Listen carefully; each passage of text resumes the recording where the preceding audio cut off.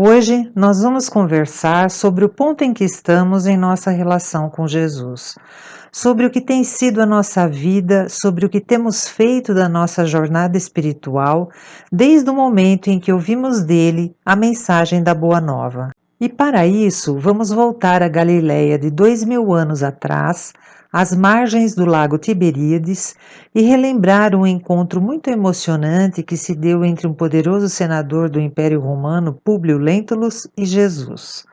Esse encontro está registrado no livro Há 2000 anos, ditado pelo benfeitor Emmanuel a Chico Xavier. E o diálogo que se estabelece ali entre Públio Lentulus, que foi uma das reencarnações de Emmanuel, e o Cristo, é um dos mais belos e mais profundos das obras de Emmanuel.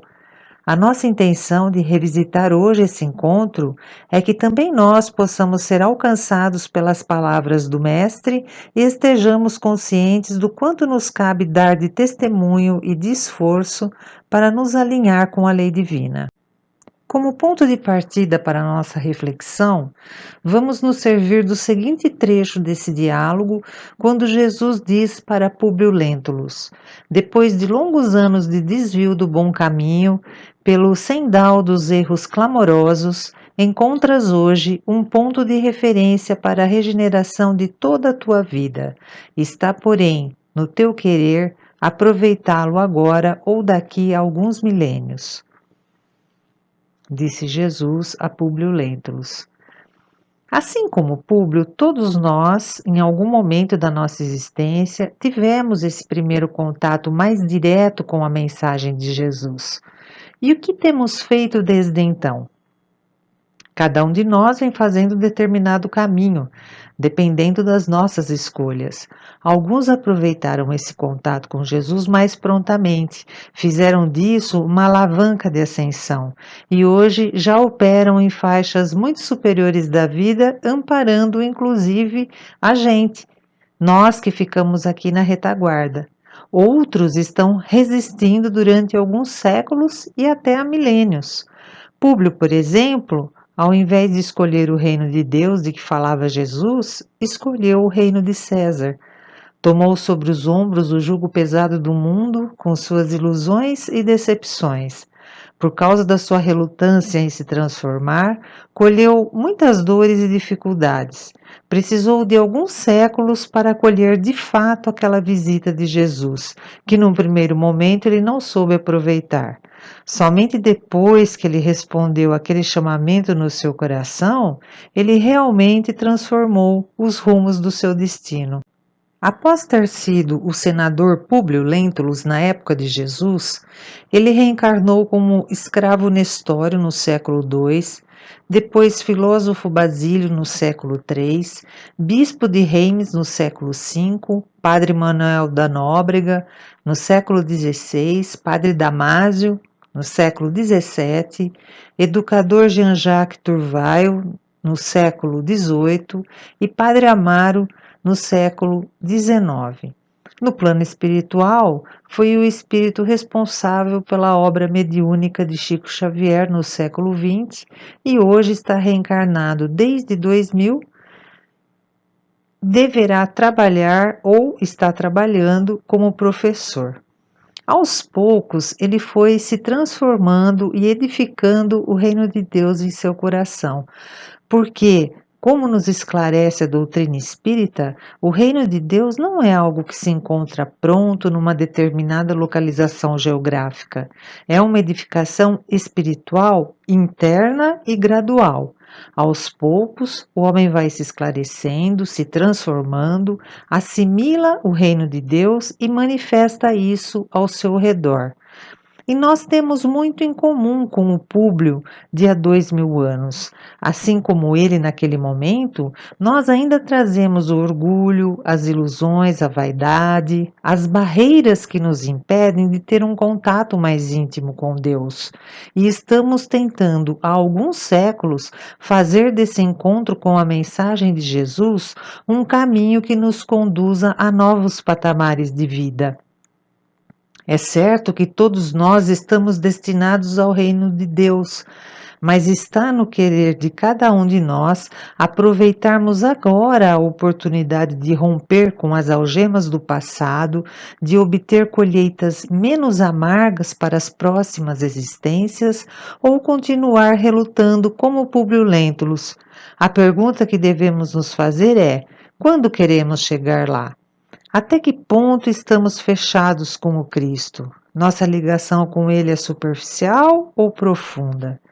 Porque muitas vezes nos ligamos ao Cristo unicamente por interesses pessoais, pensando naquilo que podemos levar de vantagem, vendo ou não vendo a casa, caso ou não caso, mudo ou não mudo de emprego.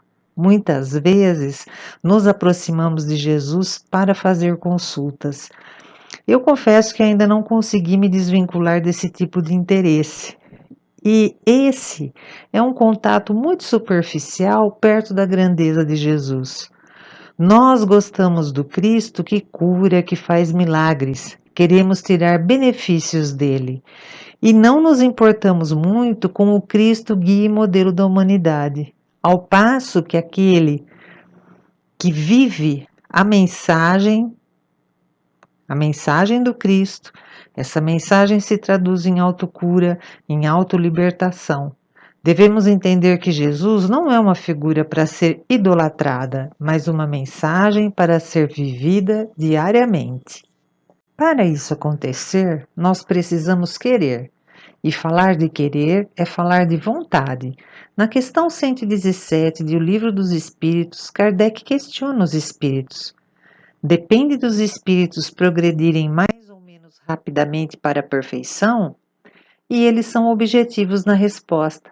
Certamente, eles a alcançam mais ou menos rápido, conforme o desejo que tem de alcançá-la e a submissão que testemunham à vontade de Deus.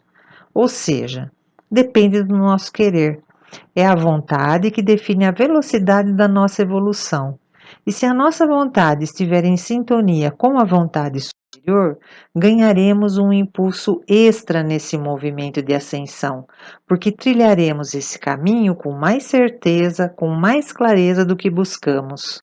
Para entender melhor como essa força de vontade opera na mente, lembramos também de Leon Denis no livro O Problema do Ser, do Destino e da Dor, no capítulo 20, terceira parte da obra, intitulada As Potências da Alma, em que ele nos diz: querer é poder, o poder da vontade é ilimitado.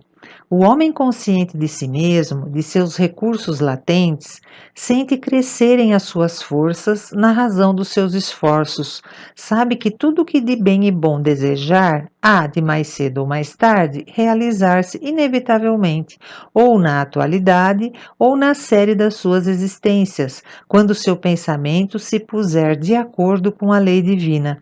E é nisso que se verifica a palavra celeste: a fé transporta montanhas. A gente vê por essas palavras de Leon Denis que, se soubermos orientar o nosso querer com o querer divino, a vontade funciona como se fosse um ímã que vai atraindo forças para que possamos vencer as dificuldades que antes não podíamos.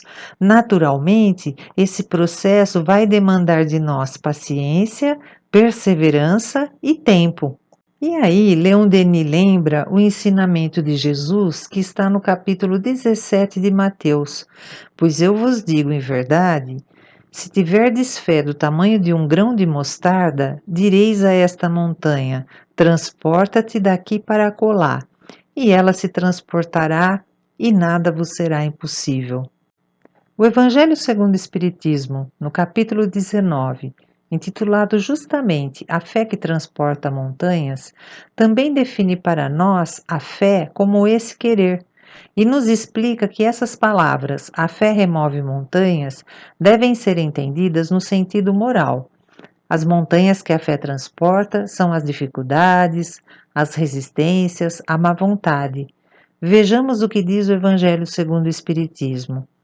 É unicamente no sentido moral que se deve entender essas palavras. As montanhas que a fé transporta são as dificuldades, as resistências, a má vontade, em uma palavra, que encontramos entre os homens, mesmo quando se trata das melhores coisas. Ou seja, A fé, esse querer bem mobilizado, é a chave da nossa libertação. Foi o que Públio Lentulus aprendeu a fazer ao longo da sua jornada. Por que ele se transformou? Porque ele transformou o seu destino. Porque ele mobilizou o seu querer. É muito importante que a gente aprenda a mergulhar em nós e a descobrir todas as forças que estão em nosso interior e que são mais poderosas do que quaisquer forças exteriores. É isso o que renova as criaturas. Por isso, também no livro O Problema do Ser, do Destino e da Dor, agora no capítulo 25, Leon Denis vai continuar essas suas reflexões acerca do querer e vai dizer que todo o poder da alma se resume em 3 palavras: querer, saber e amar. E então ele diz: querer, isto é, fazer convergir toda a atividade, toda a energia para o alvo que se tem de atingir, desenvolver a vontade e aprender a dirigi-la. Então, o primeiro grande poder da alma é o querer. O querer está na base, é esse movimento inicial da alma que se abre à renovação. E o alvo que desejamos, nesse caso, é alcançar a integração com o Criador e com as suas leis, naquilo que Jesus chamou de o reino de Deus. Continuando o que disse Leon Denis: saber, porque sem o estudo profundo, sem o conhecimento das coisas e das leis, o pensamento e a vontade podem transviar-se no meio das forças que procuram conquistar e dos elementos a quem aspiram governar. Então, depois vem o saber. Para que o querer seja realmente proveitoso, é preciso ampliar o entendimento do que é a vida, conhecer os mecanismos que regem o universo, as suas leis, as leis divinas, como elas foram estabelecidas, porque senão o pensamento e a vontade poderão se perder sem entender ainda essa dinâmica da evolução. E continua Leon Denis: acima de tudo, porém, é preciso amar, porque sem o amor, a vontade e a ciência seriam incompletas e muitas vezes estéreis. O amor ilumina-as, fecunda-as, centuplica-lhes os recursos. Não se trata aqui do amor que contempla sem agir, mas do que se aplica a espalhar o bem e a verdade pelo mundo. Então, por fim, vem amar, porque é o amor que dá o norte adequado para o nosso querer. Quantas vezes o saber é usado nos caprichos pessoais, no egoísmo, e o espírito acaba se perdendo nas quedas morais. Então, querendo, aprendendo e amando, nós encontraremos tudo o que precisamos para galgar os degraus da evolução. E Jesus faz um convite para que exerçamos o nosso querer. Ele não se impõe a ninguém, como ele não se impôs a Públio Lentulus. E por que nós temos tanta dificuldade em deixar certos valores, certos padrões de comportamento para trás? Assim como Jesus, os Espíritos nos dizem reiteradamente que está em nosso querer. Vale lembrar do diálogo de Allan Kardec com os Espíritos em O Livro dos Espíritos, que vai das questões 909 a 911. Poderia sempre o homem, pelos seus esforços, vencer as suas más inclinações? Sim, e frequentemente fazendo esforços muito insignificantes. O que lhe falta é a vontade. Ah, quão poucos dentre vós fazem esforços! Pode o homem achar nos espíritos eficaz assistência para triunfar de suas paixões? Se o pedir a Deus e ao seu bom gênio, com sinceridade, os bons espíritos lhe virão certamente em auxílio, porquanto é essa a missão deles. Não haverá paixões tão vivas e irresistíveis que a vontade seja impotente para dominá-las? Há muitas pessoas que dizem, quero, mas a vontade só lhes está nos lábios.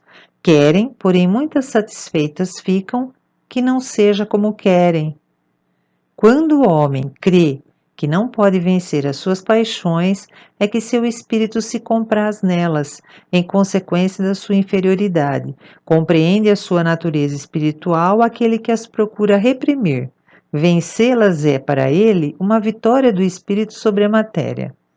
Então, aqui eles nos deixam um pouco sem saída, nos convidando a refletir o que está por trás daquilo que consideramos ainda inviável em termos de transformação pessoal. E Kardec vai complementar essa ideia ao definir o verdadeiro espírita no capítulo 17 do Evangelho segundo o Espiritismo, quando ele nos diz: reconhece-se o verdadeiro espírita pela sua transformação moral e pelos esforços que faz para dominar as suas más inclinações. Enquanto um se compraz no seu horizonte limitado, o outro, que compreende a existência de alguma coisa melhor, esforça-se para se libertar e sempre o consegue quando tem força de vontade. Então, se existir esse querer que nos dizem os espíritos, haverá o vencer, porque estando num novo patamar, nós veremos as dificuldades de uma forma diferente.